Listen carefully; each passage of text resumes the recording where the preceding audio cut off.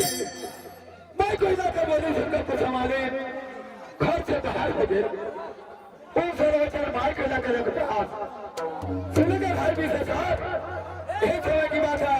कहता बोली आगे बोलाई आगे कुसुमा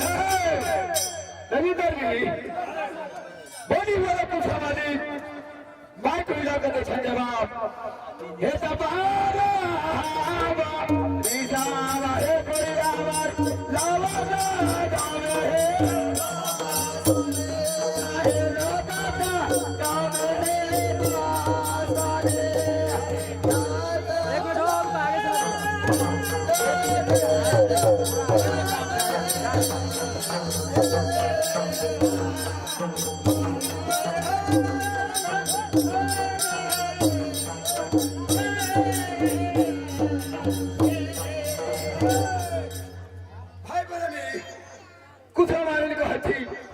हे माय कोला बड़ा बड़ा हमरा काय बसरी रहा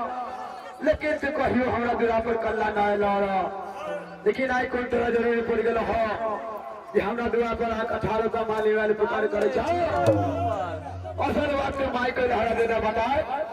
का दिल में होते विश्वास हे तो बोली आजे बोला के हे गोरिया भैया